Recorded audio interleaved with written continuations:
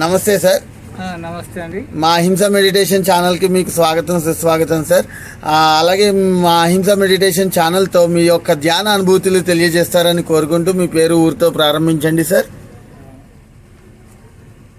నా పేరు కోడా మత్స్యరాజ్ అండి సార్. ఓకే అండి. మాది పాడేరు మండలం, గుత్తులపుట్టు గ్రామం. Okay sir. నేను ధ్యానంలో వచ్చింది 2011. Okay sir. ఉగాది రోజు నుంచి బ్రహ్మఋషి పితామహ పత్రిజీ గారు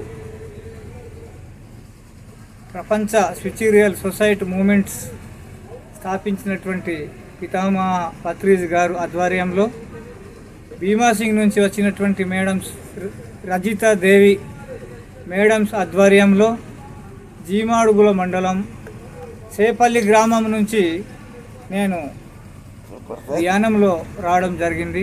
సూపర్ సార్, సూపర్. నేను ధ్యానంలో రావడం కారణం నా భార్య. నేను ఇంతకుముందు మాంసాహారి, నా భార్య అయితే పుట్టుక నుంచి శాకాహారి. ఓకే. అయితే మీ దగ్గర నుంచి నాకు చాలా క్వశ్చన్లు ఉన్నాయి సార్. మీరు మాంసాహారం తినకముందు, ఇంతకుముందు మీరు మాంసాహారం అన్నారు, అప్పుడు మీ అనుభవాలు చెప్పండి. మాంసాహారం తిన్నప్పుడు మాత్రమే మీ అనుభవాలు చెప్పండి. నేను మాంసాహారిగా ఉన్నప్పుడు నాకు ఎక్కువ అనారోగ్యాలు వచ్చేది. సంవత్సరానికి 3 సార్లు బీభత్సమైనటువంటి జబ్బులు, జ్వరాలతో నేను అతలకుతలం అయ్యేవాడిని. ధ్యానంలో అడుగుపెట్టిన నుంచి ఇంకా అక్కడ దాకా రాలేదు, ఆగండి. మీరు ధ్యానం దాకా రావద్దు అప్పుడే. మరి అంత సఫర్ అయినప్పుడు అయ్యో ఈ తినద్దని మీ భార్య చాలాసార్లు చెప్పుంటుంది కదా? చాలాసార్లు నాకు చెప్పింది, కానీ నాకు అప్పుడు నా ఉన్న అలవాటు, ఉన్న స్థితి నుంచి మీరు కోలుకోలేకపోయారు. నా ఉన్న స్థితిని నేను నా యువతరంలో నాకు చాలా ఫ్రెండ్స్ ఉండేవాళ్ళు.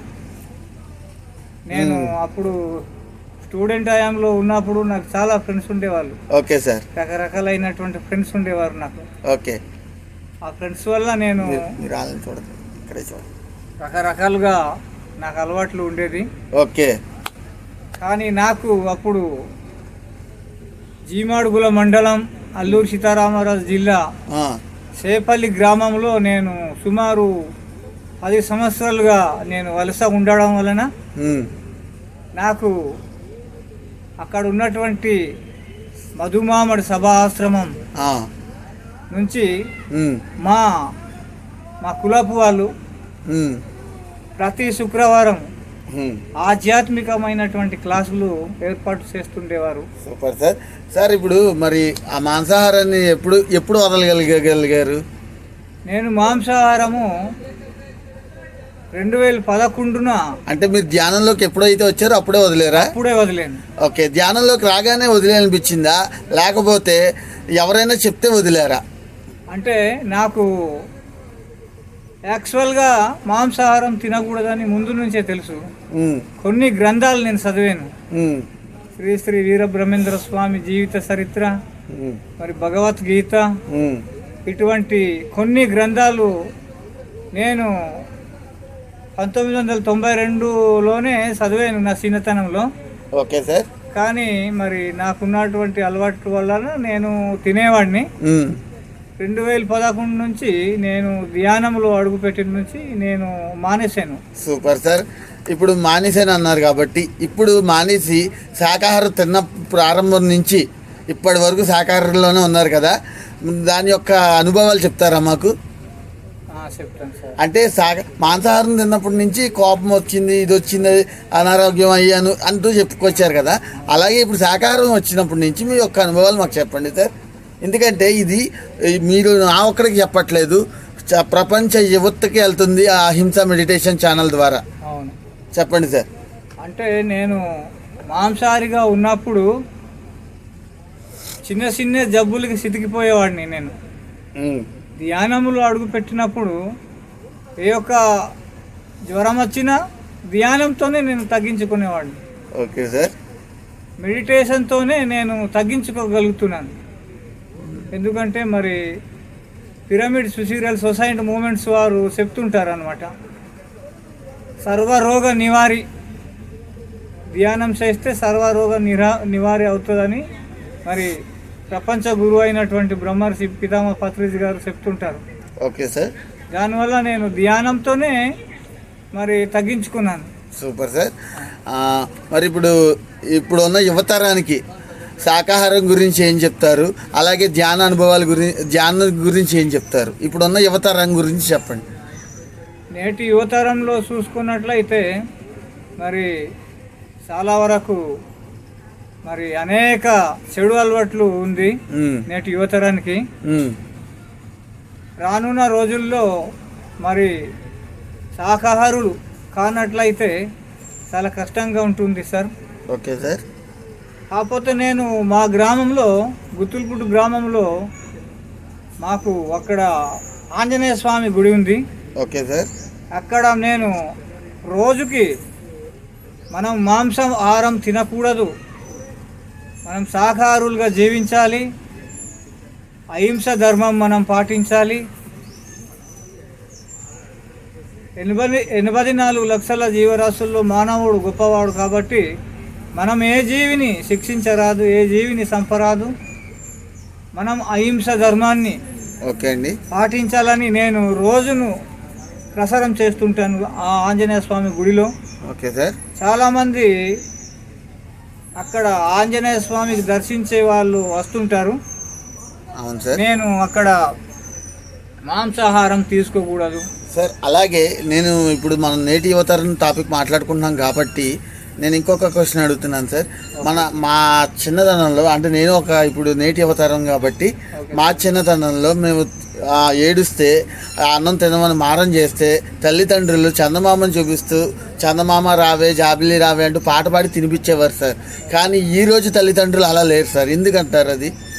అది మాకు ఛానల్ ద్వారా చెప్పండి సార్. ఎందుకు అలా తయారైందంటారు? ఈ రోజులంటే మరి ఆ రోజుల్లో ఆ యొక్క ప్రేమ అనురాగం ఉండేది. ఈరోజు అయితే మరి ప్రతి పిల్లాడికి ఈరోజు స్కూల్లో వెళ్ళినప్పుడు మాస్టర్ కూడా, ఆ రోజుల్లో మాకు స్కూల్ మాస్టరు కొట్టి నేర్పేవాడు చదువు. ఈరోజు ఏ మాస్టర్ కూడా కొట్టి. అవును సార్. ఈ రోజుల్లో మాస్టర్ కొట్టట్లేదంటే ఈ రోజుల్లో పిల్లలు కూడా అలా ఉన్నారు సార్. కొడుతుంటే తిరిగి మాస్టర్నే కొట్టేసి స్టేజ్కి వచ్చేసారు సార్ పిల్లలు. మరి అలా మారడానికి గల కారణం ఏమంటారు అసలు? ఆ రోజుల్లో మాస్టర్ కర్రెత్తి కొడతానంటే భయపడే వాళ్ళం మనం. ఈ రోజుల్లో నువ్వు ఎవడరా నన్ను కొట్టడానికి అనే రేంజ్కి వచ్చేసింది అసలు. అది మనకు సరైనటువంటి ఆలోచన విధానం లేకపోవడం వలన, మరి సరైనటువంటి సాధన లేకపోవడం వలన, సరైన జ్ఞానం తెలియకపోవడం వలన. Okay sir. మరి ఇప్పుడు ఈ రోజుల్లో పిల్లలు చాలామంది అలవాట్లు పడుతున్నారని మీరే అన్నారు. ఆ అలవాట్లు పడుతున్న పిల్లలకి ఏదైనా ఒక సలహా ఇవ్వండి సార్ మా ఛానల్ ద్వారా. అవును,